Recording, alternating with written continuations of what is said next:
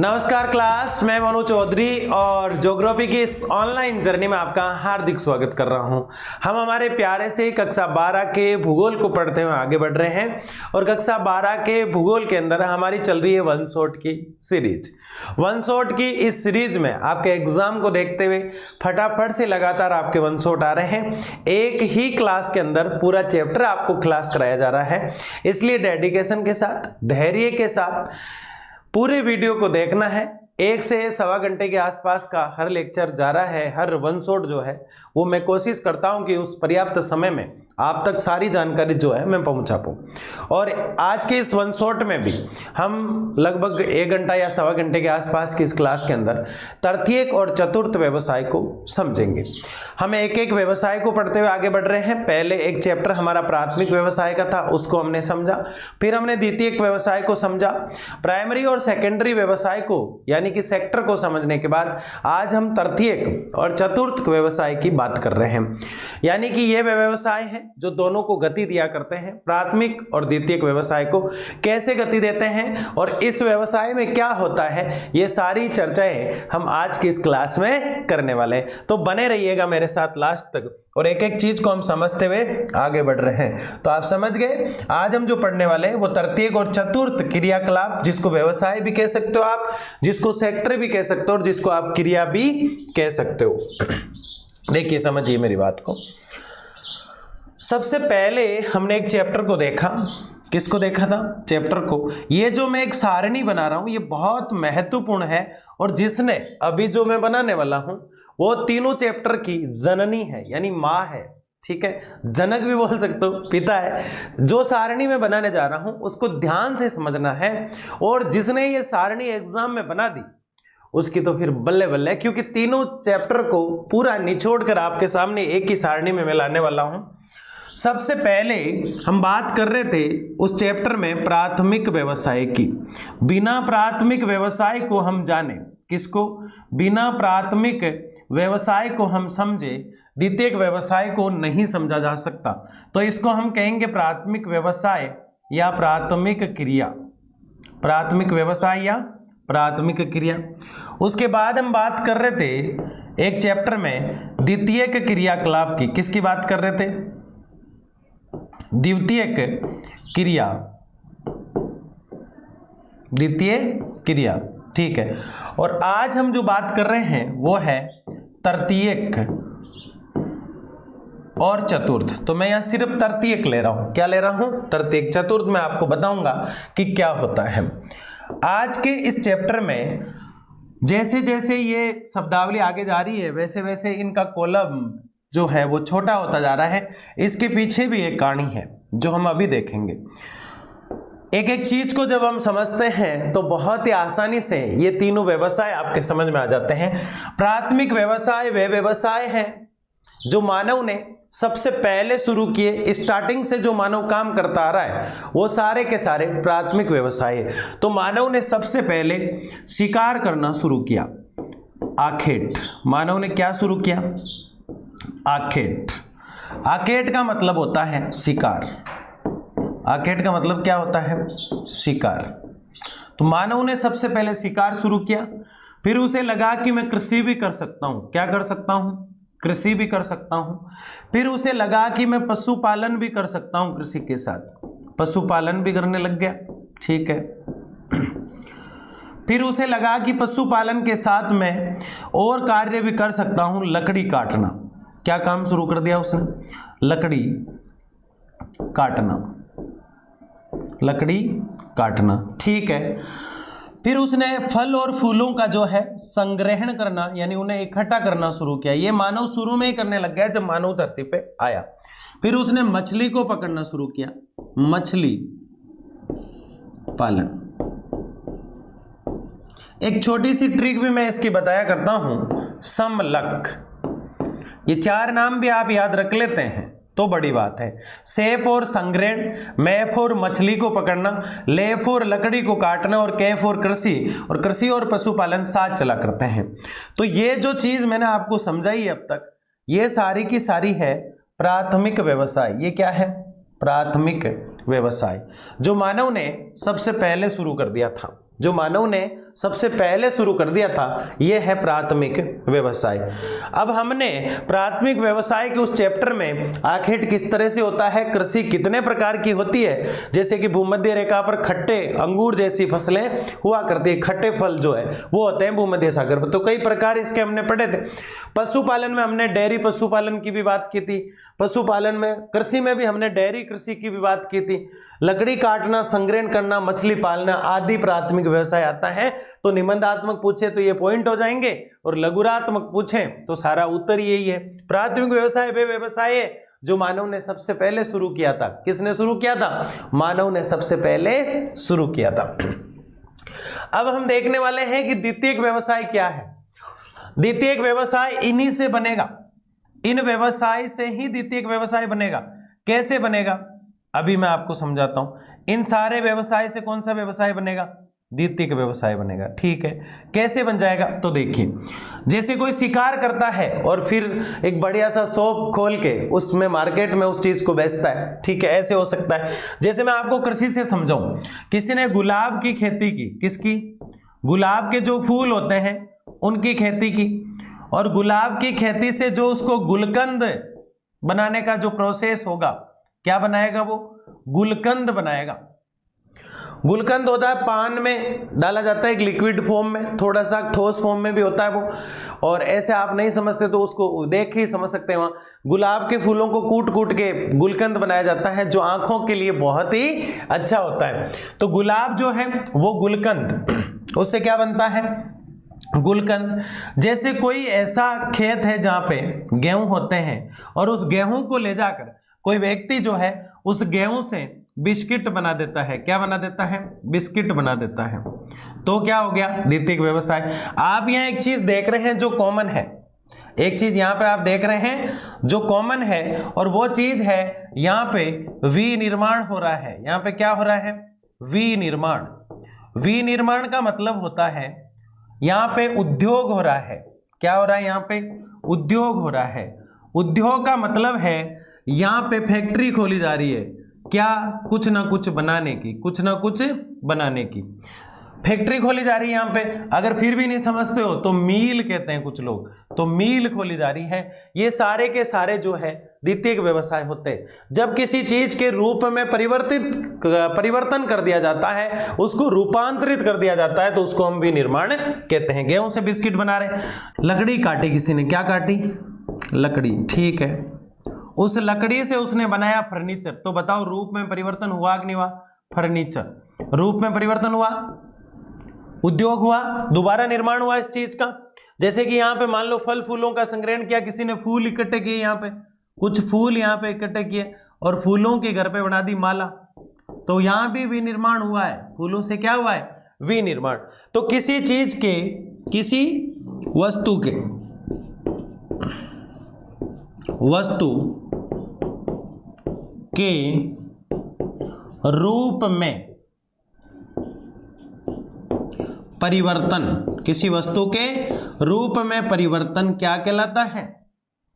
विनिर्माण कहलाता है, और उसी को हम सेकेंडरी व्यवसाय बोलते हैं, सेकेंडरी सेक्टर बोलते हैं। तो ये तो हो गए दो व्यवसाय। कितने हो गए? दो व्यवसाय, और दोनों ही बहुत महत्वपूर्ण है और अपने आप में क्या है? ये चैप्टर है, अपने आप में क्या है? ये चैप्टर है। अब जो हम देखने वाले हैं वो है तृतीयक व्यवसाय। वो क्या है? तृतीयक व्यवसाय। और तृतीयक व्यवसाय में आपको एक शब्द याद रखना है, वो शब्द है सेवाएं। इसमें सेवाएं होती है, किसी चीज का उत्पादन नहीं होता है, सिर्फ सेवा होती है। इसमें क्या होती है? सेवा। अब वो सेवाएं क्या हो सकती है, इस बात को जब आप समझते हैं, जैसे कि मैं एक शिक्षक हूं, तो मैं आपको क्या दे रहा हूं? सेवा। कोई उत्पादन दे रहा हूं क्या? नहीं दे रहा हूं। आप बीमार हुए और आप डॉक्टर के पास गए, तो चिकित्सक आपको क्या दे रहा है? सिर्फ सेवाएं।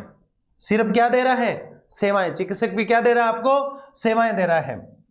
जैसे कि आप बैंक मैनेजर के पास गए या फिर आप वकील के पास गए, वो भी आपको क्या दे रहा है? सेवा।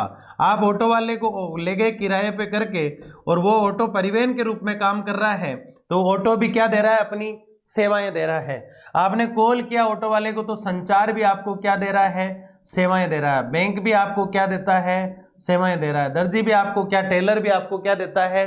सेवाएं देता है। दर्जी भी आपको क्या देता है? सेवाएं देता है। मोची भी आपको क्या देता है? सेवाएं देता है। मोची भी आपको क्या देता है? सेवाएं देता है। तो जो लोग सेवाएं दे रहे हैं किसी न किसी रूप में, वो सब तृतीयक व्यवसाय में आ जाते हैं। किस में आ जाते हैं? तृतीयक व्यवसाय में आ जाते हैं। और चतुर्थ व्यवसाय शोध से संबंधित है। चतुर्थ और पंचम आपसे नहीं पूछा जाएगा, थोड़ा सा चतुर्थ पूछा जा सकता है। पंचम व्यवसाय की आपकी किताब में बात ही नहीं की गई है, याद रखें इस चीज को, ठीक है ना। तो तीनों व्यवसाय होते हैं, ये अपने आप में चैप्टर है पूरा, पक्का सवाल आएगा। ये भी अपने आप में एक चैप्टर है पूरा, और ये भी अपने आप में एक चैप्टर है पूरा, जिसको आज हम देखने वाले हैं। तो आज जो हम पढ़ने वाले हैं वो तृतीयक प्लस चतुर्थ व्यवसाय पढ़ने वाले हैं, जो आपके सामने है। तृतीय का मतलब होता है थर्ड जो सेक्टर होता है, उसकी बात हम करेंगे। ये क्या होता है आप समझ गए। इसमें सेवाएं होती है। इसमें क्या होती है? सेवाएं दी जाती है। इसमें कैसे दी जाती है? तृतीयक क्रियाकलाप का संबंध अमूर्त सेवाओं से है। इनमें विभिन्न प्रकार की सेवाएं सम्मिलित की जा सकती है। तृतीयक व्यवसाय में वस्तु का उत्पादन नहीं होता है। उदाहरणतः शिक्षण कार्य, बैंकिंग, परिवहन, संचार, वाणिज्य और व्यापार। मैंने कहा ना सेवा देता है। व्यापारी भी एक क्या देता है? सेवा। तो हम यहाँ बताओ जोड़ सकते हैं कि नहीं जोड़ सकते व्यापारी को, या हम व्यापार भी जोड़ सकते हैं। क्या जोड़ सकते हैं? व्यापार, जिसको वाणिज्य भी कहते हैं, जिसको क्या कहते हैं। तो आप इस चीज पूरे पैराग्राफ जो लिखा गया है ये स्लाइड, इसका अर्थ सिर्फ इतना है कि तृतीयक क्रियाकलाप का मतलब है किसका? तृतीयक क्रियाकलाप का मतलब है कि वो सेक्टर जो सेवाएं देता है। क्या देता है? वह सेक्टर जो सेवाएं देता है, उसके बदले सिर्फ किसी चीज के पैसों के बदले सिर्फ सेवा देता है, उत्पादन नहीं देता है। सेवाएं देता है, उत्पादन नहीं देता है। सेवाएं देता है, उत्पादन नहीं देता है, वो तृतीयक व्यवसाय है। और ये अमूर्त होता है, दिखाई नहीं देती इसकी सेवा। समझ गए? आगे देखिए। चतुर्थ क्रियाकलाप क्या है? यह बहुत ही विशिष्ट और जटिल प्रकार का क्रियाकलाप है, जिनका संबंध ज्ञान से संबंधित क्रियाकलाप से है। तृतीयक, चतुर्थ और पंचम यूं मिलते जुलते से हैं। टिमरू देखा आपने और चीकू देखा, दोनों को साथ रख दे तो पता ही नहीं चलता है। लेकिन इसमें एक थोड़ा सा अंतर है। क्या है? शिक्षा, सूचना और शोध विकास। शिक्षा, सूचना और शोध विकास आप यहां से समझे। चतुर्थ शब्द उन उच्च बौद्धिक व्यवसायों से है जिनका दायित्व चिंतन, शोध, विकास के लिए नए विचार देना है। यानी कि कोई इकोनॉमिक्स का, किसका? कोई इकोनॉमिक्स का ज्ञाता है, अर्थशास्त्र का ज्ञाता है, या फिर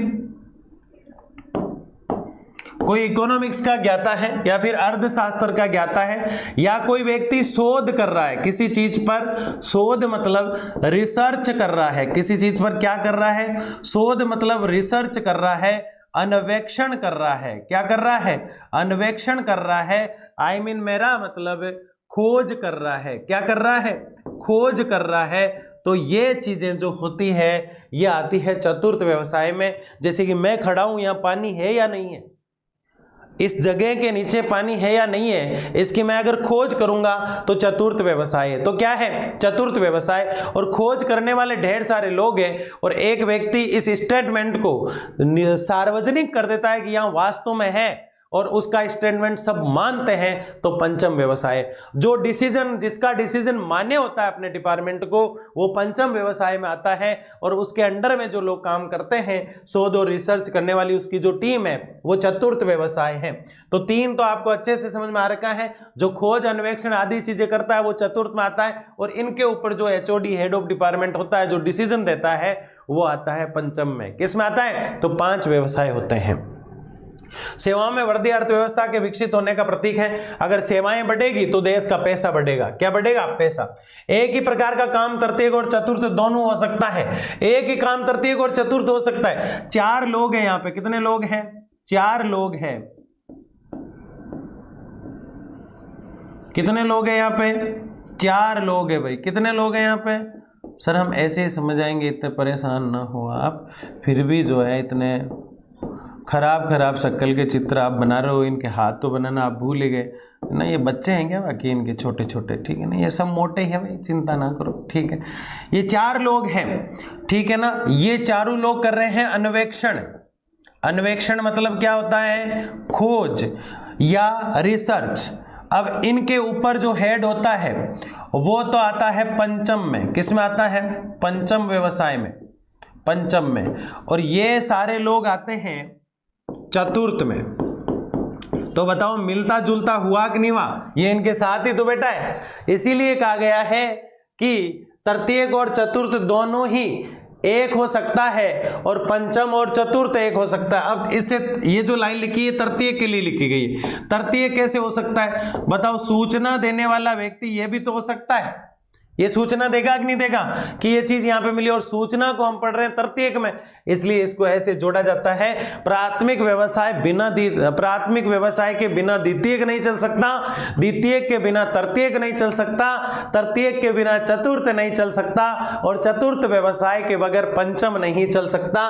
दैट्स क्लियर। आगे बढ़ते हैं। तृतीयक क्रियाकलाप क्या करता है? उत्पादन प्लस विनिमय, वेतन प्लस व्यापार, ये सब इसके अंदर आ जाता है। विनिमय किस चीज का करता है? ज्ञान का कर सकता है ना, सेवा का कर सकता है, अपनी तर्क शक्ति का कर सकता है। वकील क्या देता है आपको? तर्क देता है, किसी चीज पे ज्ञान देता है, ठीक है ना। वस्तु के बजाय सेवा देते हैं ये आपको। वकील कोई वस्तु निकाल के देता है क्या? ये ले मैंने उत्पादन कर दिया, मैंने कोई वस्तु दी क्या आपको? सिर्फ ज्ञान दिया। तो मेरा व्यवसाय तृतीयक व्यवसाय है। कैसा है? शिक्षक का व्यवसाय तृतीयक व्यवसाय है, जो ज्ञान और कुशलता के अनुभव पर काम करते हैं, जो अपनी ज्ञान के आधार पर और अपने कुशल के आधार पर कार्य करते हैं, ठीक है। उदाहरण क्या हो सकते हैं? नल को ठीक करने वाला भी तृतीयक में आता है। हमने आपको बताया है बिजली का जो मिस्त्री भी होता है वो भी तृतीयक में आता है, धोबी भी आता है। बिजली का मिस्त्री उन्हीं तारों को जोड़ के जाता है। ऐसा तो है नहीं कि घर में ही जो है बिजली का उत्पादन शुरू कर देता है, वो उसी कार्य को करता है।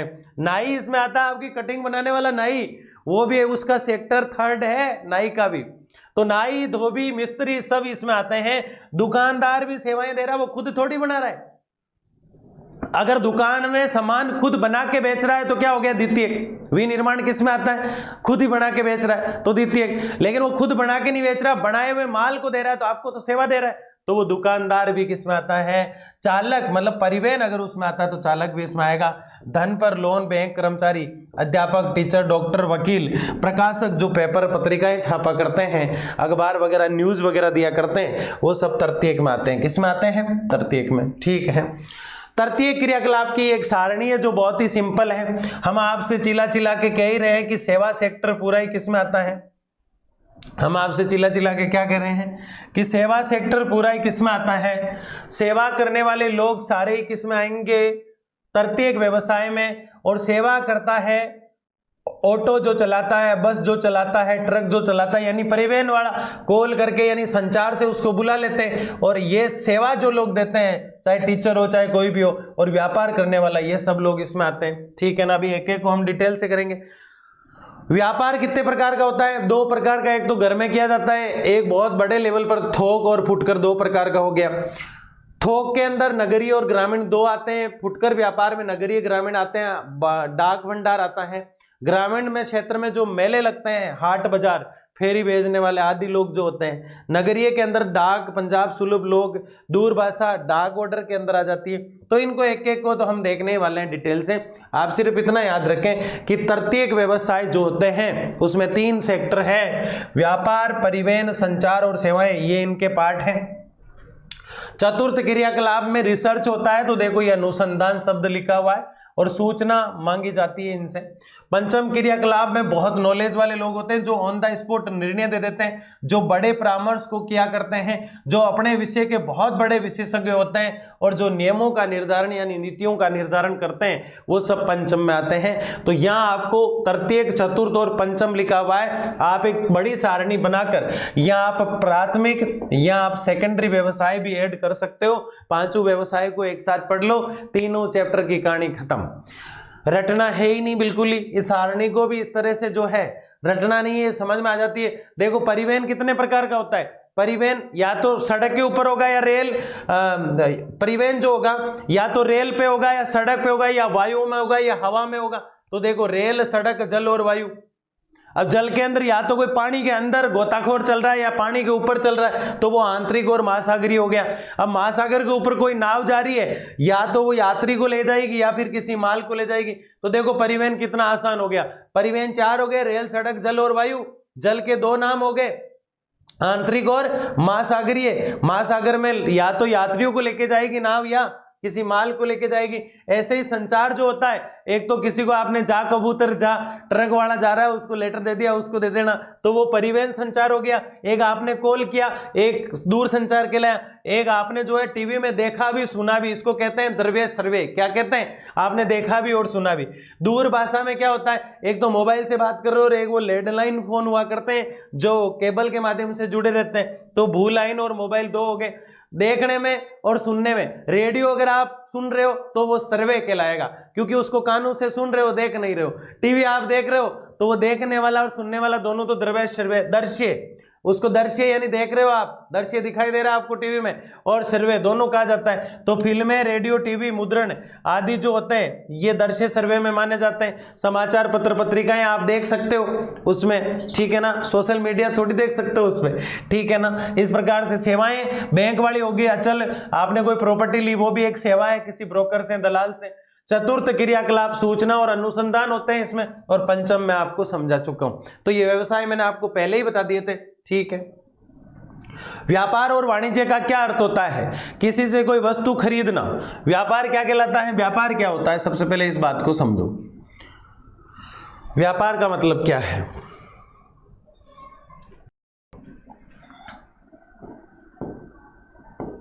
व्यापार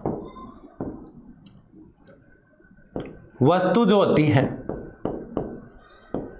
उसको खरीदना, मतलब क्रय करना। वस्तु को क्या किया है? क्रय। फिर इसमें अपना परिश्रम जोड़ देना, फिर अपना परिमार्जन जोड़ देना,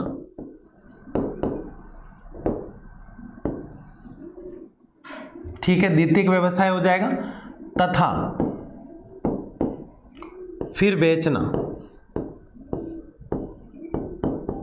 किसी भी व्यवसाय में अपना परिश्रम जोड़ा जाता है, फिर बेचना। जैसे मैंने 10 रुपए में पेन खरीदे भी ढेर सारे, और प्रत्येक पेन को मैंने 12 रुपए में बेचा, तो यह 2 रुपए मेरा परिश्रम का अर्जन है, और वही व्यापार कहलाता है।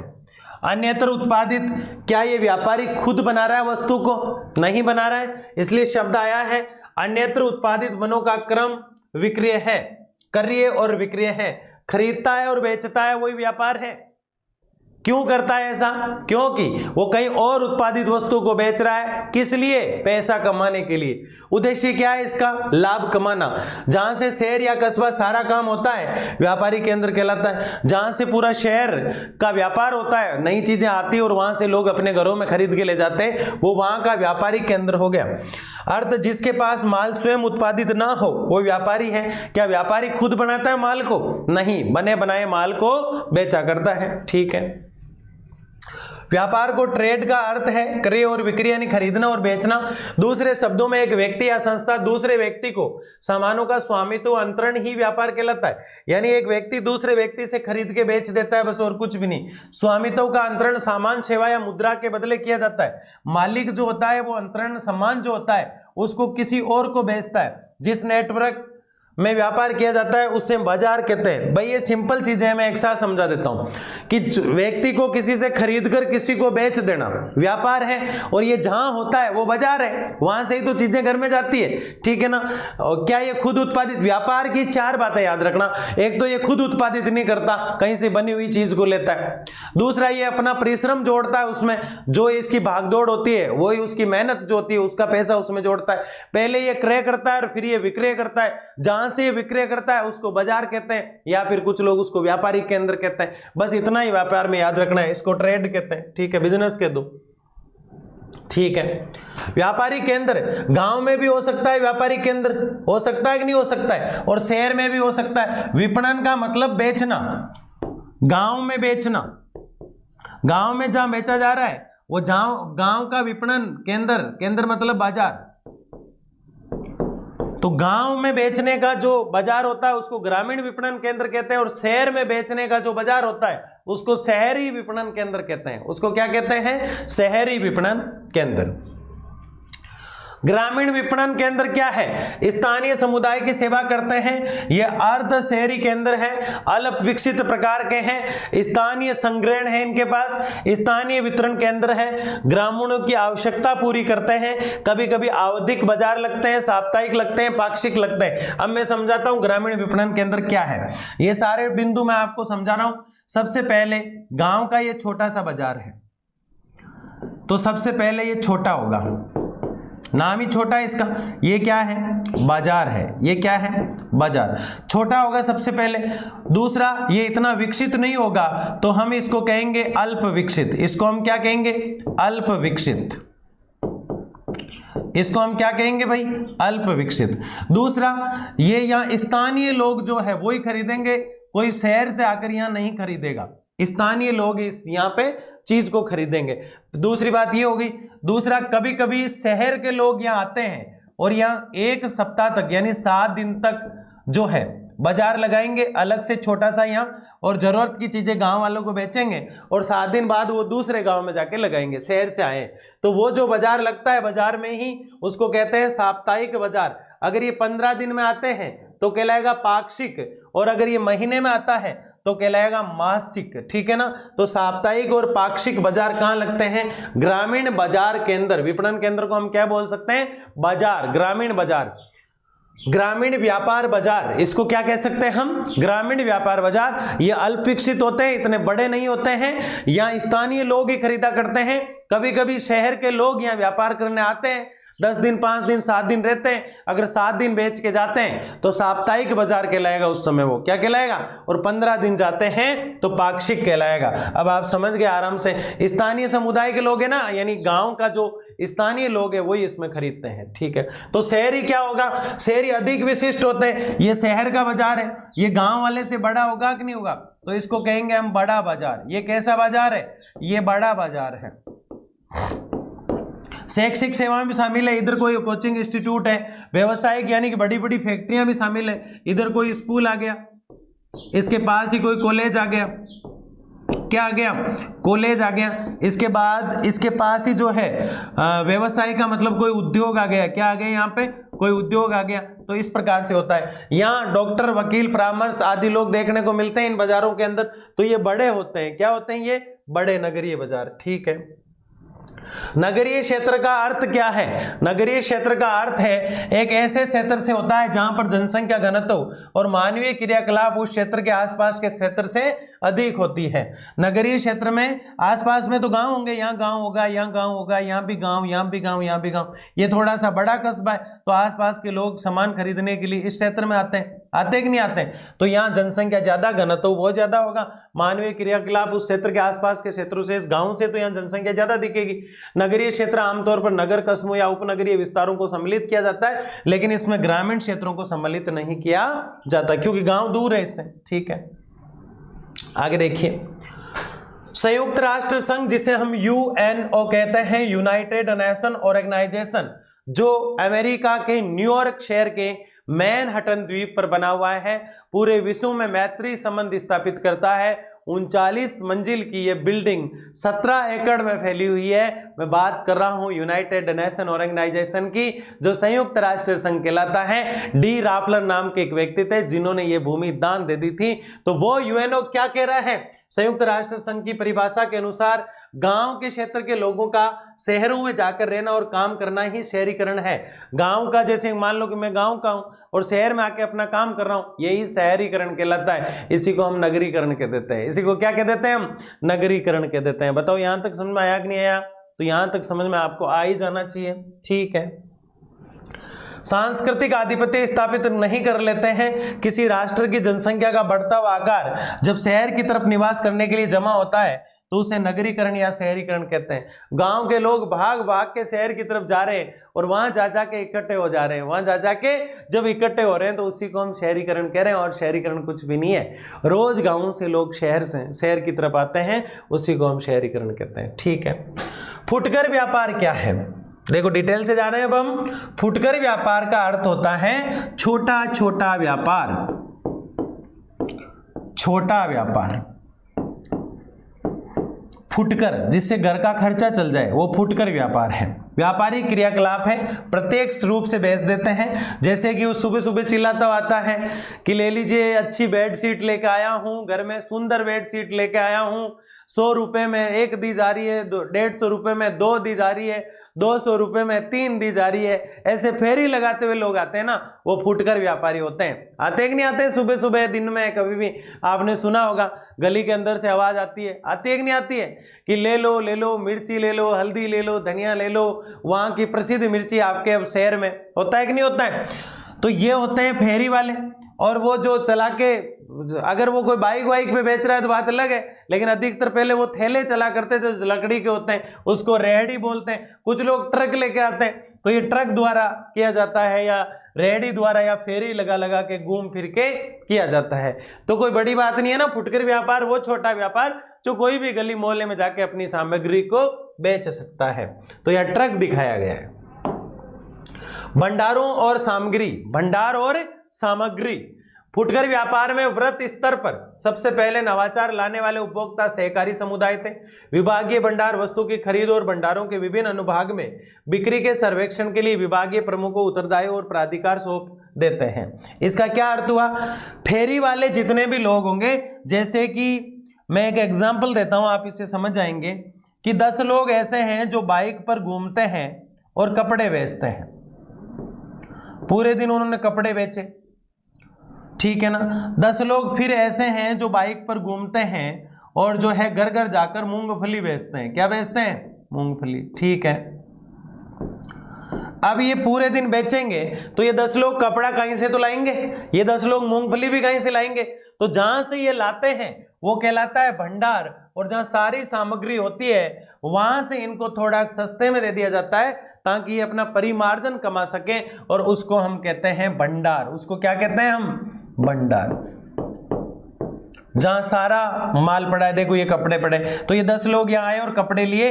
जैसे मान लो इनको एक जींस जो है 500 रुपये में मिली यहाँ से, तो इसको फेरी लगाकर ये 550 रुपये में बेचेंगे या 600 रुपये में बेचेंगे, तो ये अपना मुनाफा कमा लेंगे। माल जो बचता है वो जमा कराने की भी इनको श्योरिटी होती है और ज़्यादा लेने की भी श्योरिटी होती है। कुछ अनुदान, कुछ जो है ऋण के रूप में भी इनको अपना व्यवसाय बढ़ाने का माध्यम दिया जाता है। ऐसे इस भंडार को भी फायदा, यहाँ भी तो एक मालिक रहता है कि नहीं रहता है? ठीक है, आगे देखिए। सरकला भंडार क्या है? अत्यधिक मितव्ययता से व्यापारिक माल खरीद पाते हैं, यहां तक कि अपने विनिर्देश पर भी सीधे वस्तु का विनिर्माण कर लेते हैं। अनेक कार्यकारी कार्यों में अत्यधिक कुशल विशेषज्ञ नियुक्त कर लेते हैं। उनके पास एक भंडार के अनुभव के परिणामों को अनेक भंडारों में लागू करने की योग्यता होती है। सरकला भंडार वही है, कौन सा? ये जो भंडार बना हुआ था, ये इस श्रृंखला को चला रहा है। ये 10 लोग इस भंडार से चल रहे हैं, ये 10 लोग भी इस भंडार से चल रहे हैं, और ऐसे तमाम व्यवसाय और हैं। कोई और चीज बेचने वाला है, कोई आइसक्रीम बेचने वाला है और आइसक्रीम की फैक्ट्री यहाँ है। उस जैसे कि मान लो एक एग्जाम्पल और लेते हैं कि 10 लोग आइसक्रीम बेच रहे हैं शहर के अंदर। क्या बेच रहे हैं? आइसक्रीम बेच रहे हैं, और वो जहां से आइसक्रीम लेके आ रहे हैं वहां उनको 7 रुपए में आइसक्रीम मिल रही है, वो 10 रुपए में बेच रहे हैं। 3 रुपए उनका मार्जिन यानी परिमार्जन उनको मिल रहा है। क्या मिल रहा है? 3 रुपए उनको परिमार्जन मिल रहा है। तो ये जो व्यवसाय हो रहा है ये एक श्रृंखला के रूप में हो रहा है। किस में हो रहा है? एक श्रृंखला के रूप में। तो ये भंडार भी है और ये श्रृंखला भंडार भी है। बात आ गई समझ में? पक्का आ गई? इसीलिए लिखा है वे अनेक कार्यकारी कार्य में अत्यधिक कुशल विशेषज्ञ नियुक्त कर लेते हैं। वो बढ़िया बनाते हैं चीज को, अच्छे श्रमिक लेके आते हैं ताकि उनकी आइसक्रीम दिखे, है ना। वो हॉनोवर वगैरह कोई आइसक्रीम होती है आपको मार्केट में, वही वो दिखती है, तो उसका एक भंडार श्रृंखला बड़ा रहता है हर शहर में जहां से वो आइसक्रीम जाया करती है। ठीक है ना। आप इसको डेयरी वाले अमूल दूध से समझ लो, ठीक है ना। एक वो सरस का दूध आता है उससे समझ लो, तो वो भंडार रहता है उसका, वो श्रृंखला बना के काम करते हैं। तो वो चीज यहां समझाई गई है। ठीक है। परिवहन क्या होता है आप जान दो। देखो ग्लोब के ऊपर एरोप्लेन उड़ा रहा है ना, पता नहीं यार लोग कैसे कैसे उड़ा लेते हैं, थोड़ा तो ध्यान रखना चाहिए था। ठीक है। क्या होता है परिवहन? आप सब जानते हो, जब किसी वस्तु के ऊपर, किसी वस्तु को जब कोई वस्तु किसी के ऊपर वहन होके या लाद के ले जाई जा रही है या बिठा के या उठा के ले जाई जा रही है तो उसको परिवहन कहते हैं। सिंपल भाषा में परिवहन वो माध्यम है जो एक वस्तु को एक स्थान से दूसरे स्थान पर पहुंचाता है। तो दो परिभाषाएं मैंने आपको बता दी, फिर भी देख लो तीसरी। वस्तु या विनिर्मित माल को या संपत्ति को एक स्थान से दूसरे स्थान पर ले जाया जाता है। जैसे मान लो उस वाले स्टूडियो में कोई टीचर पढ़ा रहा है और उनको ये मार्कर चाहिए, मेरे पास 2 पड़े मान लिया जाए, तो मैं उनको ये मार्कर देके आता हूं, तो इस मार्कर के लिए मैं ही परिवहन हूं। मानव खुद परिवहन है। मेरे को यहां से घर जाना है तो मेरे को जो घर पहुंचा रहा है वो बाइक, स्कूटी, कार जो भी होगी वो भी क्या होगी? परिवहन होगी। वो भी क्या होगी? परिवहन। निर्मित एवं संगठित उद्योग, इस क्षेत्र में वस्तुओं में उत्पादन होता है, वितरण होता है और उपभोग होता है। ये 3 चीजें हैं। परिवहन से वस्तु कहां तक पहुंच जाती है? उपभोग तक। उत्पादन का मतलब होता है बनाना, वस्तु को बनाना। कोई वस्तु जब फैक्ट्री में बन रही है और बन के तैयार हो गई उसको कहते हैं उत्पादन, यानी बना रहे हैं उसको या बन गई। ठीक है। वितरण का मतलब होता है उसको बाजार में फैलाना है तो फैलाओ। वितरण का मतलब क्या होता है? जैसे हमने पढ़ा ना जनसंख्या वितरण, तो जनसंख्या का फैलाओ। उपभोग का मतलब होता है कि जिस घर में जानी है वहां लोगों ने खा के डकार ले ली, मतलब संतुष्टि। उपभोग का मतलब क्या होता है? उपभोग का मतलब ग्राहक संतुष्टि, ग्राहक तक वस्तु का पहुंचना। देखो पहले उत्पादन हुआ यानी वस्तु बनके तैयार हुई, फिर उसको फैलाया गया, बाजार में बेचा गया, तब जाके उस व्यक्ति को जिसको चाहिए उस तक पहुंची। देखो जैसे पहले आइसक्रीम का उत्पादन हुआ, फिर आइसक्रीम जो है बेचने गया, एक जना वितरण करने गया, और फिर आइसक्रीम जो है उस व्यक्ति तक पहुंची जिसको खाना है, उस ग्राहक तक। एक एग्जाम्पल और ले लो, यहाँ पे जो है मूंगफली खेत में से उत्पादित हुई, उत्पादन हुआ, फिर उसको बेचने के लिए एक व्यक्ति गया और बेच के फिर गया, तो जिस व्यक्ति ने ली वो ग्राहक हुआ, तो वो उपभोग हुआ। सहायता में तीव्र और सक्षम परिवहन होता है। परिवहन जो होता है वो सक्षम गतिविधि है जिससे हम सफल हो जाया करते हैं। यहां तक आपको समझ में आ गया होगा, या कोई ऐसा जिसको नहीं आया परिवहन? ठीक है। परिवहन दूरी को क्या करता है? परिवहन, जैसे कि मान लो ये परिवहन है। परिवहन मतलब जैसे मान लिया जाए ये एक ट्रेन है, ये क्या है भाई?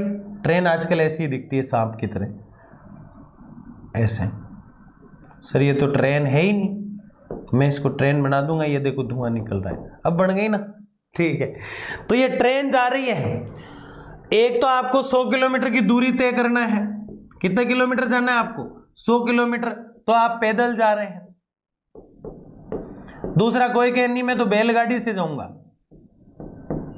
रेलगाड़ी से नहीं जाऊंगा, किससे जाऊंगा? बैलगाड़ी से जाऊंगा। कोई कहता नहीं मैं बस से जाऊंगा, कोई कहता नहीं मैं रेल से जाऊंगा, कोई कहता नहीं मैं वायु परिवहन यानी एरोप्लेन से जाऊंगा। तो 3 तरह से लोग, 5 तरह से, मतलब लोग 5 तरीके से जा रहे हैं यहाँ पे। तो पैदल जो जा रहा है उसको समय ज्यादा लगेगा, या जो एरोप्लेन से जा रहा है उसको? समय तो पैदल वाले को ज्यादा लगेगा। तो अगर अच्छा परिवहन लेते हैं हम तो हमारे किलोमीटर की जो दूरी होती है वो कम हो जाती है, समय भी कम लगता है, और पैसा जो है वो लागत जो है वो दूरी के हिसाब से लगती है, वो बढ़ सकती है। समय परिवहन अच्छा होता है, फास्ट, जितना फास्ट परिवहन होगा उतनी लागत ज्यादा आएगी, लेकिन समय की जो है बचत होगी। किसकी? जैसे कि आप एरोप्लेन में जाते हो, समय की बचत, फटाफट पहुंच गए जहां पहुंचना है, लेकिन जेब की जो क्या है, कड़की खत्म, यानी कि लागत ज्यादा लगती है। तो किलोमीटर, समय दूरी और लागत दूरी, परिवहन को 2 चीजों से मापा जाता है, 3 चीजों से, सॉरी। परिवहन वस्तु, परिवहन जो होता है वो वस्तु तथा यात्रियों को एक स्थान से दूसरे स्थान तक ले जाने की प्रक्रिया को परिवहन कहते हैं। ये तो बहुत सिंपल बात है। कुछ चीजें मैं आपको ऐसे रीड करके मौखिक समझा रहा हूं, आप ऐसे में सोचना कि ऐसे कैसे हो गया। ये बिल्कुल ही सिंपल चीज है। देखो आप जिसने नोट्स ले रखे हैं वो देखेगा इस चीज को। परिवहन वस्तु तथा यात्रियों को एक स्थान से दूसरे स्थान तक ले जाने की प्रक्रिया को परिवहन कहते हैं। परिवहन वस्तु तथा यात्री, यानी परिवहन क्या करता है भाई? मैं गाड़ी से आया तो वो किसको लेके आई? कार या बाइक मेरे को लेके आई, तो वो परिवहन कहलाया। हुआ कि नहीं हुआ? परिवहन का साधन। अगर वो मुझे लेके नहीं आती है और कुछ ऑफिस का सामान लेके आती है तो वो माल हो और यात्री दोनों के लिए काम आ रही है, तो वस्तु और यात्री दोनों को जो ले जाता है वही तो परिवहन है। ये तो परिभाषा ही तो है। परिवहन के लिए मनुष्य, पशु तथा विभिन्न प्रकार के वाहनों का प्रयोग किया जाता है। बैलगाड़ी पशु ही तो थी, अभी हमने देखी कुछ देर पहले। बैलगाड़ी किससे चलती है? पशु से, बैल से चलती है। ठीक है ना? ठीक है। आधुनिक युग में परिवहन तथा संचार आर्थिक विकास के अभिन्न अंग बन गए। आज के वर्तमान समय में परिवहन जो है वो संचार और आर्थिक रूप से दोनों मजबूत पक्ष बने हुए। परिवहन तथा संचार आर्थिक विकास के अभिन्न अंग है। भाई मुझे ये बताओ, आज खुद को बिना संचार के, मतलब मैं आपको पढ़ा रहा हूं, ये एक संचार है, क्या इसके बगैर पढ़ाई उतनी संभव है जितनी हो पाती है? नहीं है ना। परिवहन का मतलब क्या है? वस्तु बिना परिवहन के पहुंच नहीं पाती। मैं स्टूडियो आया, परिवहन से आया, और आप तक सूचना जो जा रही है वो संचार से जा रही है। तो बताओ, आज के जमाने में, आज के समय में परिवहन और संचार दोनों अभिन्न अंग है या नहीं है? है सर, बिल्कुल है या नहीं है? ठीक है, आगे देखिए। परिवहन 4 प्रकार के होते हैं, जल, थल, हवाई और भूमि के अंदर। अब भूमि के अंदर कौन होगा? पाइपलाइन। पाइपलाइन। परिवहन कितने होते हैं? जल, थल। अब जल में कौन चलती है? नाव चलती है, तो वो जल परिवहन है। ठीक है। अब नावें 2 प्रकार, एक तो गोताखोर होता है जो जमीन के अंदर पानी के अंदर आंतरिक हो गया। एक नावें चलती है, माल वगैरह को लेके जाती है, तो हमने सारणी में देखा। थल परिवहन में सड़क आ जाती है। बताओ, सड़क कहाँ होती है? जमीन पे। और कौन होता है? रेल परिवहन भी किस पे चलता है? जमीन पे। एक हवाई मार्ग आ जाता है, इंडिगो वगैरह जो चलती है, एरोप्लेन। भूमिगत में आपने देखा पाइपलाइन आती है। तो परिवहन 4 है, जल, थल, हवाई और भूमिगत। जल, थल, हवाई और भूमिगत। जल, थल, हवाई और भूमिगत। ये सिंपल है, बहुत सिंपल। ठीक है, आगे देखिए। परिवहन को प्रभावित करने वाले कारक ऐसे कौन है जो परिवहन को भी डिस्टर्ब कर देते हैं? मांग और जनसंख्या से। कभी कभी परिवहन कम पड़ जाता है, साइकिलें कम पड़ जाती है, चलाने वाले ज्यादा हो जाते हैं ना। तो मांग जो होती है, जनसंख्या ज्यादा है हमारे देश में, तो ये प्रभावित कर देती है साधनों को। कभी कभी लोगों को ट्रेन में लटक लटक के जाना पड़ता है। जाते कि नहीं जाते? क्यों? क्योंकि परिवहन की समस्या है हमारे देश में। किसकी समस्या? जनसंख्या की समस्या है, और परिवहन कम पड़ जाता है। साधन क्या पड़ जाते हैं? कम पड़ जाते हैं। जनसंख्या आकार जितना, परिवहन मांग उतनी। जितनी बड़ी जनसंख्या होगी, परिवहन की मांग ही उतनी बड़ी होगी। जितनी ज्यादा किसी देश में जनसंख्या होगी, परिवहन की मांग उतनी ही ज्यादा होगी। मुख्य क्या परिवहन होते हैं? संचार जो होता है वो काम आता है परिवहन के साथ, दूर संचार, और ये एक सेवा होती है। ये क्या होती है? सेवा। अन्य क्या है परिवहन में? बाजार पास होता है या दूर होता है, परिवहन के माध्यम से आसानी मिल जाती है।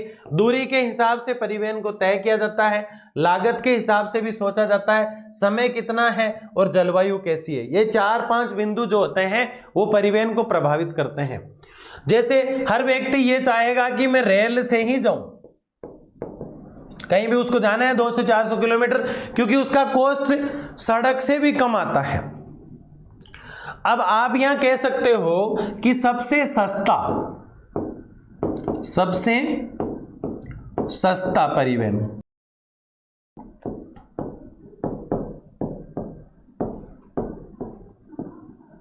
जल परिवहन है।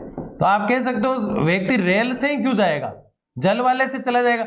भाई घर के बाहर निकलते ही समुद्र महासागर तो आते नहीं, और कई राज्य तो ऐसे हैं, राजस्थान जैसे, जहां के समुद्र टच ही नहीं होता। फिर क्या करें? वो तो लूणी नदी को कच्छ में डाल के फिर अरब सागर में ले जाते हैं। तो क्या करें? ऐसे में फिर रेल परिवहन ही काम का है। तो बाजार, दूरी, लागत आदि के आधार पर देखा जाएगा रेल परिवहन को या किसी भी परिवहन को। सबसे तिरुगामी यानी फास्ट चलने वाला वायु परिवहन। सबसे सस्ता जल परिवहन, नाव में बैठ जाओ या फिर लकड़ी का बोट बना लो खुद का, चलते रहो उस पर। ठीक है, तो परिवहन को प्रभावित करते हैं बाजार, दूरी, लागत, समय और जलवायु। फिर भी नहीं समझे हो इस बात को तो मैं समझाता हूं। आप जहां रहते हैं वहां से आपको कहीं जाना है, उस बाजार या मार्केट में कैसा परिवहन है उसके आधार पर आपको जाना पड़ेगा। तो परिवहन को प्रभावित किया कि नहीं किया? दूसरा, आपका बजट कितना है उसके हिसाब से आप परिवहन लेंगे तो आपको लागत भी इफेक्ट डालती है। तीसरा, आपको जाना कितनी दूर है। आपने जो है जाना आपको बहुत दूर है और आपने पैदल का रास्ता ही चुन लिया, तो जा सकते हो क्या? तो वहां दूरी भी देखी जाती है, तो उसके हिसाब से लागत देखी जाती है, क्योंकि आपको समय पे आना है वापस। और फिर कोई कहे कि नहीं मौसम बहुत खराब है और मैं तो बाइक से ही जाऊंगा, गलत डिसीजन है उसका। तो जलवायु के आधार पर उसको डिसीजन लेके ट्रेन में जाना है। तो ये जलवायु भी प्रभावित करती है किसको? परिवहन को। अब तो समझ में आ गया होगा। परिवहन का सबसे तेज साधन है वायु, फास्ट चलने वाला। परिवहन का सबसे सस्ता जल परिवहन, लिखा हुआ है, मेरे को पता ही नहीं था। परिवहन का सबसे प्राचीन साधन सड़क। सबसे पहले सड़क ही तो बनी, ग्रांड ट्रंक जैसी कई सड़कें बनी है, सहरसा सूरी के समय से बनती आ रही है कि नहीं आ रही है। तो सबसे तेज खट करते ही पहुंच गए वायु परिवहन। बड़े बुजुर्ग कह गए, उस समय से चल रहा है पगडंडी सड़क परिवहन, ठीक है ना। और क्या, जल परिवहन। ये परिवहन होते हैं जो शुरू से चलते आ रहे हैं। कब से चलते आ रहे हैं? शुरू से चलते आ रहे हैं, और कैसे ना कैसे अपने सिस्टम को सेट करके रखते हैं, ठीक है। आगे देखिए, का प्रेक्षण। परिवहन से क्या होता है? शब्द, संदेश, तथ्यों और विचारों मतलब यहाँ का प्रेक्षण का मतलब है, ये जो शब्दावली आपको दी गई है ये है भाई साहब संचार। क्या है मेरे गुलगुले? संचार। बताओ यहां तक लेक्चर को किस किसने देखा है? कमेंट बॉक्स में सिर्फ 3 लिखे। क्या लिखोगे? 3, सिर्फ 3 लिखना है। मैं समझ आऊंगा कि तृतीयक व्यवसाय पढ़ने वाले लोग इतने हैं यहां तक। आज चेक करूंगा मैं सारे कमेंट, ठीक है ना। हाँ, सारे कमेंट देखता हूं मैं आपके। तो शब्द जो होते हैं वो किसके माध्यम से पहुंचते हैं? संचार के माध्यम से। किसी का भी कोई संदेश होता है वो किसके माध्यम से पहुंचता है? संचार के माध्यम से। कोई भी तथ्य और आंकड़े होते हैं वो किसके माध्यम से पहुंचते हैं? संचार के माध्यम से। कोई भी विचार होते हैं वो किसके माध्यम से पहुंचते हैं? संचार के माध्यम से। तो शब्द, संदेश और तथ्य और विचार ये सब शब्दों के माध्यम से पहुंचा करते हैं। किसके माध्यम से? शब्दों के माध्यम से।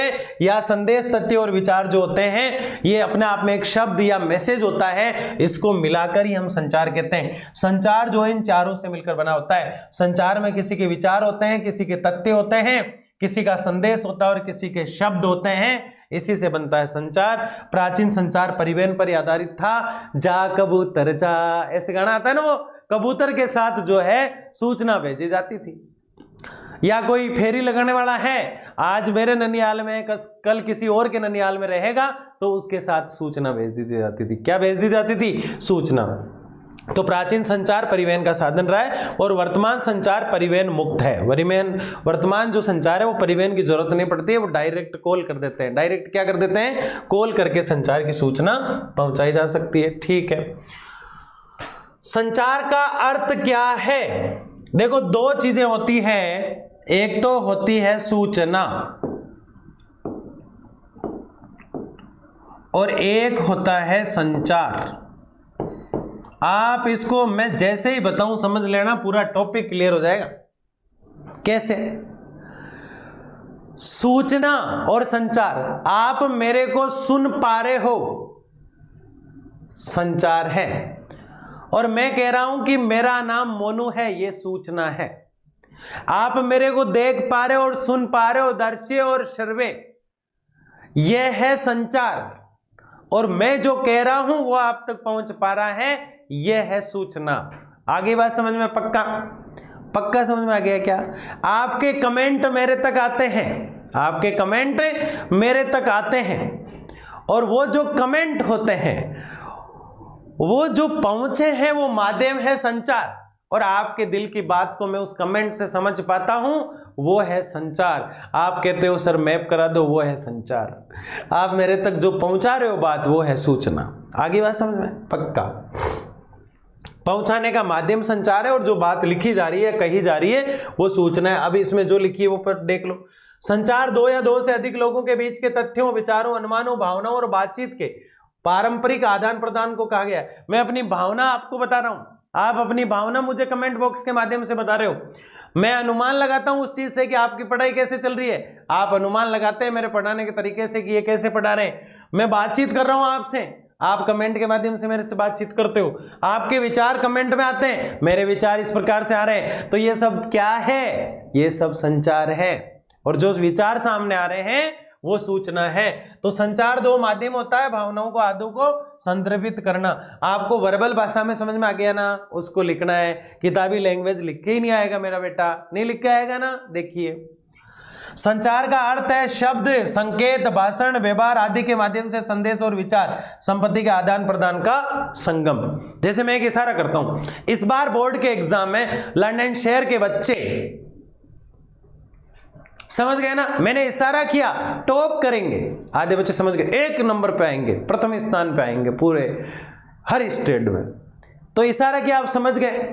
आपने कहा मैप कराओ, मैंने कहा नहीं बोला, मैंने ऐसे नहीं बोला, मुंह से नहीं बोला, आपने कहा मैप कराओ। आप समझ गए, नहीं करेंगे, इशारा किया ना मैंने, आपने कहा मैप कराओ, मैंने कहा, है ना। तो ये इशारों से जो किया जाता है वो भी सूचना और संचार है। तो आदान प्रदान का संगम होता है। किसका संगम होता है? आदान प्रदान का। ठीक है। संचार के प्रकार, यानी संचार देखो आप कितने प्रकार का होता है, कैसे होता है ये प्रकार का। औपचारिक संचार, कौन सा? औपचारिक, जो फॉर्मेलिटीज को पूरी करता है। अनौपचारिक संचार, लिखित में आप किसी को भेजते हो कुछ, एक तो मैं लिख के देता हूं कुछ, जैसे नोट्स है, वो लिखित संचार से पहुंचे आपके पास। मौखिक संचार, मैं बता रहा हूं आपको, मौखिक संचार।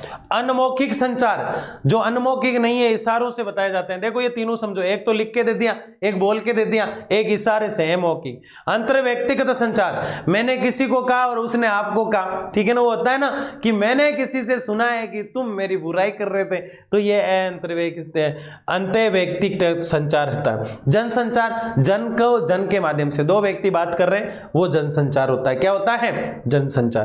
तो ये जो संचार है ये अपने आप में महत्वपूर्ण स्थान रखते हैं। इनके नाम का स्क्रीनशॉट ले लो आप। तो इस प्रकार से संचार को हमने बांटा है, लेकिन इसके बाद जो चीजें आती हैं वो भी बड़ी महत्वपूर्ण है। हर एक चीज का अपना क्या है? अपना एक महत्व है। और इस महत्व में हम क्या देखते हैं? सबसे पहली चीज है दूर संचार। यहां पे क्या दिखाई दे रहा है आपको? दूर संचार। और दूर संचार जो है, दूर संचार का प्रयोग जो है विद्युतीय प्रौद्योगिकी में किया जाता है। बिना बिजली के नहीं हो सकता, बिना बिजली के नहीं हो सकता। कैसे काम करती है? घंटों का समय मिनटों में हो जाता है। किसका समय? घंटों का समय मिनटों में हो जाता है, मिनटों का समय सेकंडों में हो जाता है, मिनटों का समय किस में हो जाता है? सेकंडों में हो जाता है। और इसी प्रकार ये कार्य जो है चलता रहता है। मोबाइल दूरभाषा की नूतन उन्नति ने क्रांति ला दी है। संचार तत्काल व प्रत्यक्ष बन गया है। प्रेक्षण, मोर्स, कूट अब पुरानी बातें हो गई। रेडियो व दूरदर्शन पूरे विश्व में प्रसारण कर रहे हैं। जनसंचार बढ़ा है। इंटरनेट ने उचित गति दी है। ये चीजें जो है वो दूर संचार को समझा रही है। अगर हम यूं सिंपल भाषा में समझे कि दूर संचार क्या है, दूर संचार का मतलब है किसी भी सूचना को जो दूर दराज क्षेत्र है वहां तक पहुंचानी है। तो दूर संचार एक नई टेक्नोलॉजी और तकनीकी है जिसमें आपका मोबाइल शामिल है, जिसमें आपकी टीवी शामिल है। इससे जो है संचार को एक नई क्रांति, एक नया जन्म संचार का हुआ है। इसलिए यह शब्द प्रयोग हुआ है नूतन उन्नति, यानी नया विकास। ठीक है, क्रांति आ गई है। अब संचार जो है उसके माध्यम से किसी भी सूचना को तत्काल पहुंचाया जा सकता है। अब ये प्रेक्षण, मोर्स, कूट जो तारों से, आवाजों से समझा जाता था कि अगले का मैसेज क्या है, ये पुराना हो चुका है। हो गया कि नहीं हो गया? अब सकीना जो है इस तरह का फोन लेके बात नहीं करेगी, छोटे वाले मोबाइल से कर लेगी, है ना। देखा ना आपने गद्दर में। तो ये पुरानी चीजें हो गई। रेडियो, दूरदर्शन पूरे विश्व में प्रसारण करते हैं। रेडियो से देखो पूरे विश्व में, आज हम जापान की न्यूज को यहाँ देख सकते हैं। ठीक है ना। जनसंचार बढ़ा, इंटरनेट में उचित गति दी। ठीक है ना, तो इंटरनेट से गति मिली है। तो दूर संचार का मतलब है आज जो है दूर दराज के क्षेत्रों में भी संचार के माध्यम से सूचना पहुंचाई जा सकती है। एक लाइन की परिभाषा क्या होगी इसकी? आज देश के या पूरे विश्व के दूर दराज के क्षेत्रों में भी सूचना जो है उसके माध्यम, सूचना जो है वो संचार के माध्यम से पहुंचाई जा सकती है। इसी को हम दूर संचार कहते हैं। सेवाएं, सेवाएं कौन कौन देता है? माली, धोबी, नाई मुख्य रूप से शारीरिक श्रम करते हैं। माली पत्तियां काट रहा है, धोबी कपड़े धो रहा है, नाई कटिंग बना रहा है। इनकी जो मेहनत है वो कैसी है? शारीरिक श्रम से पैसा कमाते हैं, हाथों से काम कर करके, शारीरिक श्रम से। अध्यापक, वकील और चिकित्सक, मैं किससे काम कर रहा हूं? दिमाग से। वकील किससे करता है? दिमाग से। डॉक्टर किससे करता है? दिमाग से। देखेंगे नहीं साहब वो तो इंजेक्शन लगा देता है, हाथों से भी काम करता है। वो किससे करता है? और आप सर लिखते हो तो आप भी हाथों से काम करते हो। तो ऐसा नहीं, पूरा काम बिना सिर्फ हाथों से पढ़ाया जा सकता है क्या? और बिना हाथों के और बिना जो है बिना हाथ के पढ़ाया जा सकता है, लेकिन बिना दिमाग के नहीं पढ़ाया जा सकता। इसलिए इनकी जो श्रम होती है टीचर, वकील और डॉक्टर की, वो दिमाग की यानी मानसिक श्रम है। अग्निशमन, पर्यवेक्षण और ग्राहक सेवा महत्वपूर्ण सेवाएं हैं। आग बुझाने वाला, सूचना देने वाला और ग्राहक सेवाएं जो होती है वो कैसी है? महत्वपूर्ण सेवाओं में आते हैं। तृतीय क्रियाकलाप में लगे लोग, आज अधिकांश लोग सेवा कर्मी हैं। आज अधिकांश लोग कैसे हैं? सेवा करते हैं। सेवाएं सभी समाज में उपलब्ध है। आपके समाज में भी टीचर मिल जाएंगे, डॉक्टर मिल जाएंगे, वकील मिल जाएंगे, सोशल वर्कर मिल जाएंगे।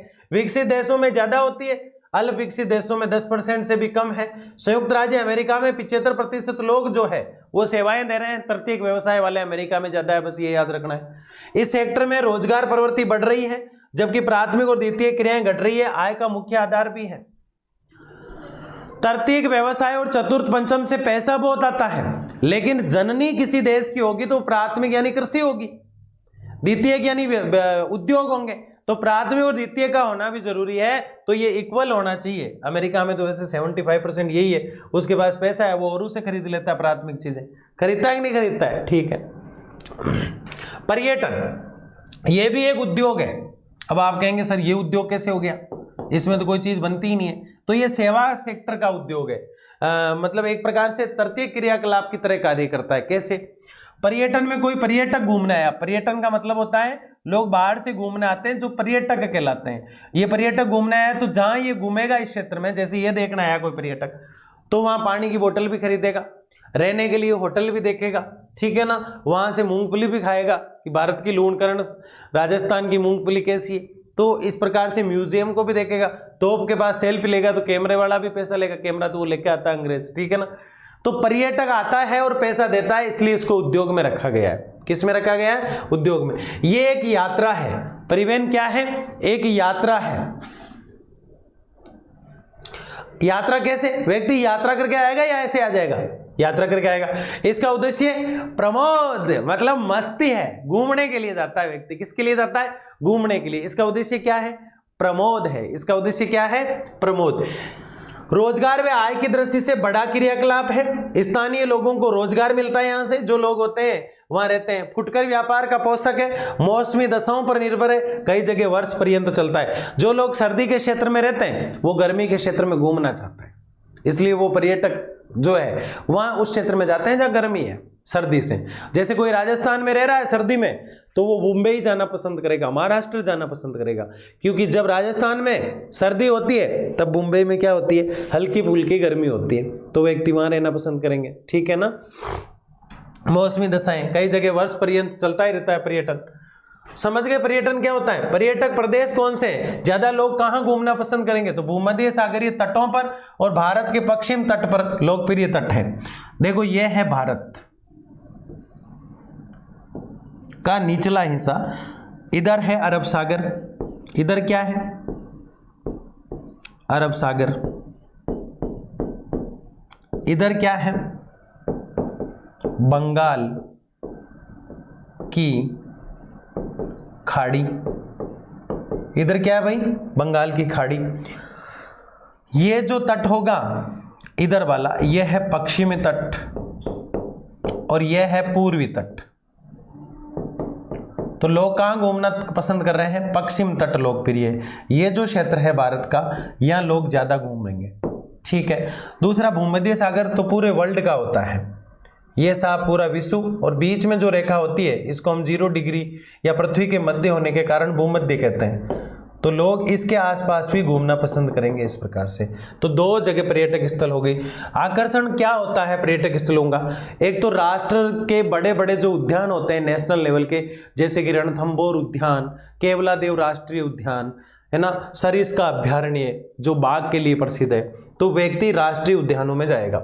एक उसे सुंदर चीजें देखनी पसंद होती है, मनोरम दृश्य, हल्की हल्की बारिश आ रही है, पर्वत है बने हुए चारों तरफ, मनोरम दृश्य। एक प्रकार से कैसा मनोहर दृश्य है, चारों तरफ पर्वत दिखाई दे रहे हैं, सामने एक सुंदर सा किला दिखाई दे रहा है, और कुछ जो है लोग डांस वांस कर रहे हैं, अलग अलग गुजराती में गरबा चल रहा है, राजस्थान की घूमर चल रही है, और पहाड़ी से निकलने वाली नदी जो है वो भी सामने से जा रही है। तो व्यक्ति घूमना पसंद करेगा कि नहीं करेगा? तो इससे समझ में भी आ जाता है कैसे एक पर्यटक को लाके छोड़ दिया, वो ऐसे खड़ा हो गया, इनमें से कोई भी चीज हो जाएगी तो पर्यटक देखेगा, लेकिन हम याद करने के लिए एक ही पर्यटक से याद कर रहे हैं। एक पर्यटक को लाके ऐसे खड़ा कर दिया, वो देख रहा है, उसको मजा आ रहा है, वो देख रहा है कि हल्की हल्की बारिश हो रही है, कितना मनोहर दृश्य है, हल्की हल्की बारिश हो रही है, पर्यटक देख रहा है कि कितना मनोहर दृश्य है, और सामने देख रहा है कि बहुत बड़ी पर्वत श्रृंखला है, बड़े बड़े पर्वत है। क्या है? बड़े बड़े पर्वत है और उन पर्वतों से निकल रही है नदियां, उसको और मजा आ रहा है। और वहाँ इस तरफ चल रहा है हल्की हल्की बारिश में घूमर चल रही है राजस्थान की, गरबा चल रहा है गुजरात का, और एक किला बना हुआ है महाराणा प्रताप का, वो भी उसको सुंदर लग रहा है। तो सांस्कृतिक, पहाड़ी, नदी, राष्ट्रीय उद्यान, दुर्ग यानी किला, पर्वतीय क्षेत्र, मनोहर दृश्य उस पर्यटक को अपनी ओर आकर्षित कर रहे हैं और वो क्षेत्र केंद्र बन जाता है इनमें से कोई भी एक है। तो पर्यटक के आकर्षण का केंद्र क्या है? अब तो कोई गलत नहीं करेगा, ठीक है। दुनिया की सबसे अच्छी जगह पेरिस है।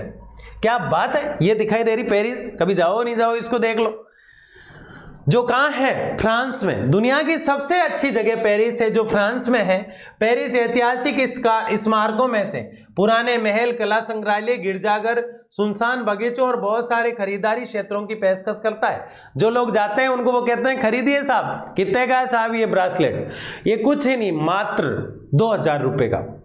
व्यक्ति सोचता है लूक नहीं लो, इंडिया वाला सोचता है बाकी तो खरीद लेते हैं। तो पेरिस में ऐसी चीजें मिलती हैं। दुनिया में सबसे अधिक देखा जाने वाला पर्यटक आकर्षण एफिल टावर 300 मीटर से अधिक ऊंचाई पर स्थित है।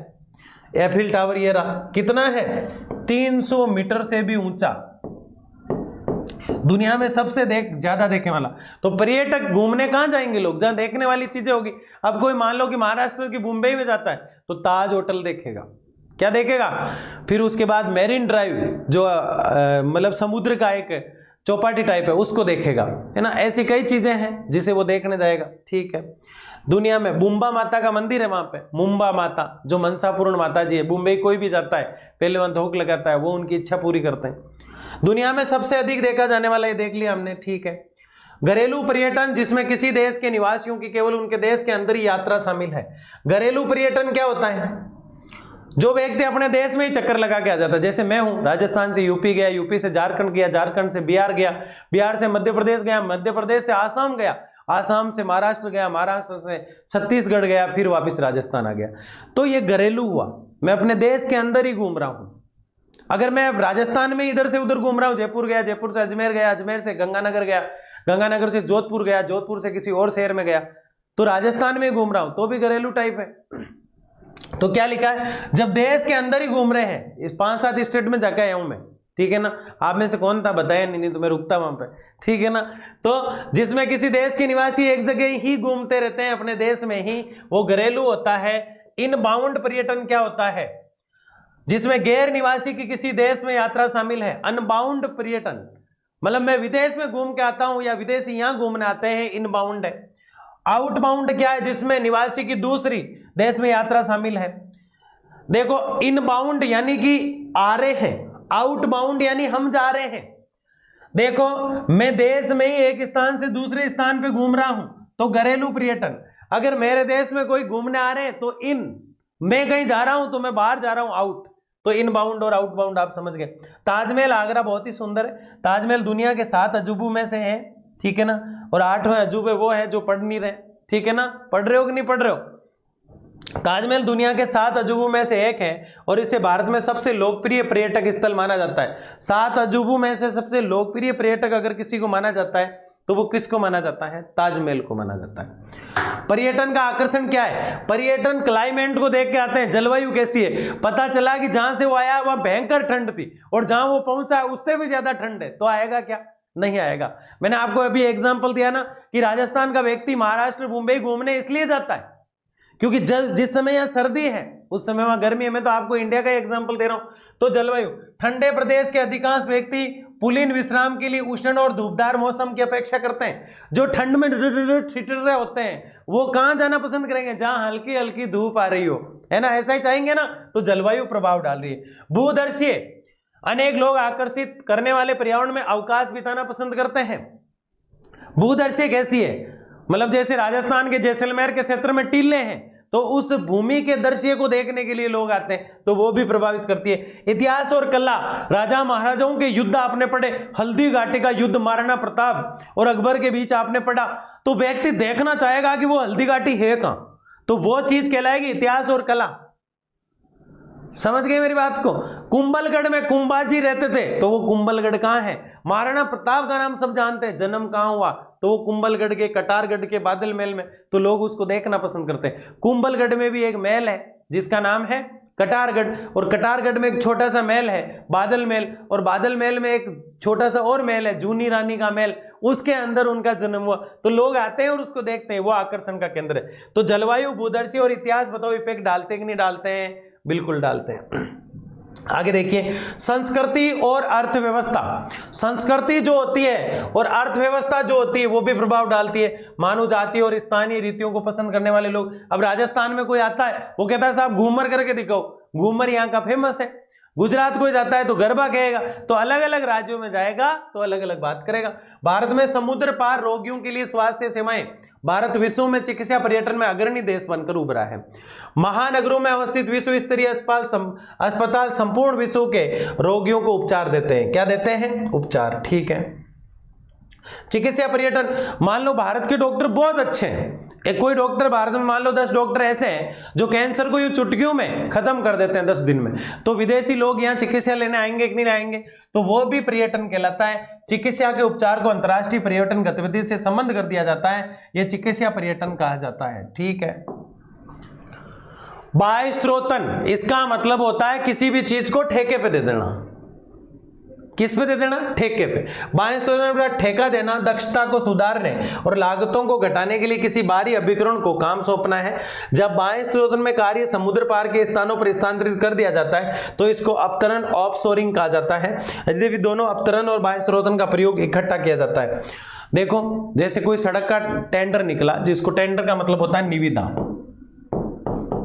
सड़क का कोई टेंडर निकला और ये टेंडर किसी व्यक्ति ने ले लिया, तो वो चीज ठेके पे चलेगी, उसी को हम कहते हैं बाह्य स्रोतन। समझ गए मेरी बात को। जैसे मान लो ये मार्कर पूरे देश में पहुंचाने, और फैक्ट्री ने एक टेंडर निकाला, एक निविदा निकाली, और कोई कहता है ये जिम्मेदारी मैं लेता हूं क्योंकि उसको उसका मार्जिन मिलेगा, मेहनत मिलेगी उसकी, तो वो कहलाता है बाह्य स्रोतन। समझ गए? अब तो ठेका देना यानी किसी चीज की जिम्मेदारी किसी और को दे देना, उसकी भी जो है कमाई होगी और आपकी भी होगी, ये कहलाता है बाह्य स्रोतन। ये आगे समझ में। अगर ये किसी देश के बाहर हो रहा है, किसके?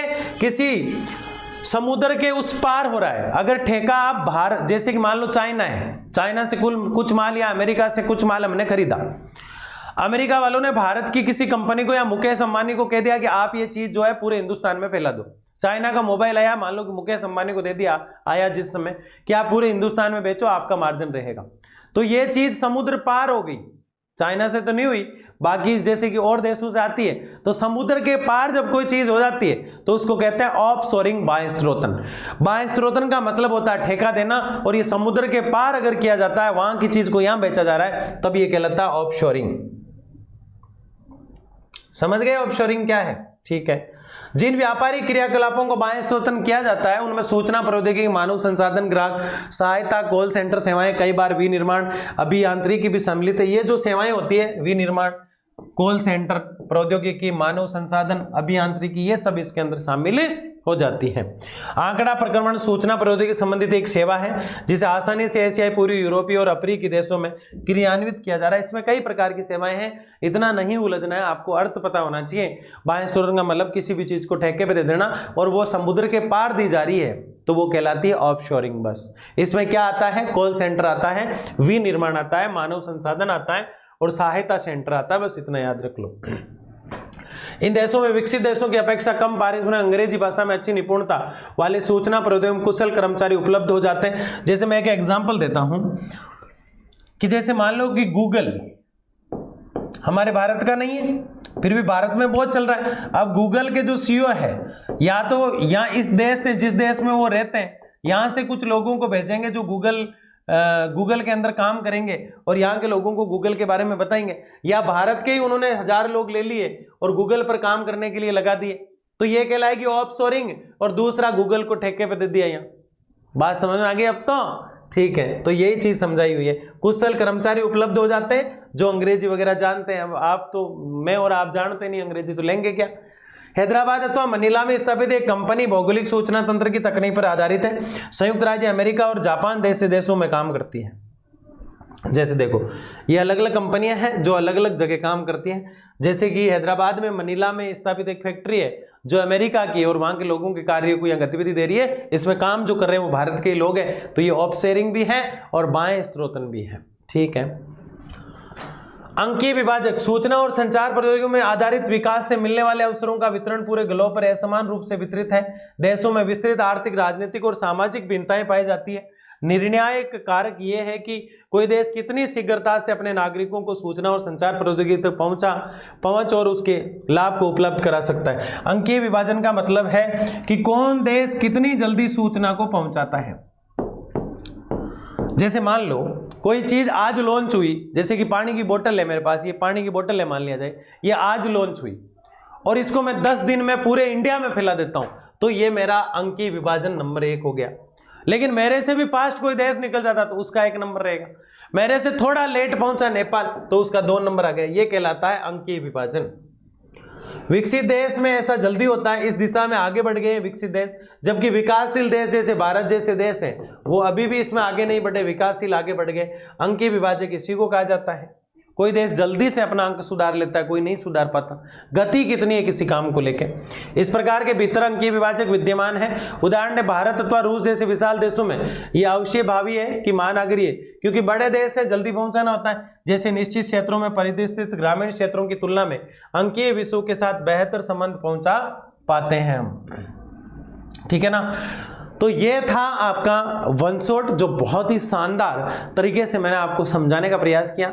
छोटे मोटे डाउट हो जाते हैं क्योंकि ये जब पढ़ाया गया था तो इसके 6 से 7 लेक्चर है, यानी कि उस समय ये लगभग 3 से 4 घंटे की क्लास थी, जिसको इस 1 या सवा घंटे के अंदर समाहित करने का प्रयास किया गया है। तो अधिकतर चीजें मैंने ली हैं। आपके एग्जाम में इससे बाहर सवाल नहीं जाएंगे। वन शॉट में कुछ टर्म्स शॉर्ट होते हैं लेकिन आपके बोर्ड के एग्जाम में बहुत हेल्प करते हैं, इसलिए इन्हें जरूर देखा करें, अपने दोस्तों के साथ शेयर किया करें और एग्जाम टाइम में लापरवाही बिल्कुल ही ना करें। अच्छे से शिद्दत से एग्जाम दें। दूसरा, जिसने यहाँ तक पढ़ा है वो कमेंट करके बताएं आपके ज्योग्राफी 12 का एग्जाम कब है और किस बोर्ड का है। मिलते हैं अगली क्लास में, तब तक के लिए जय हिंद, जय भारत, धन्यवाद।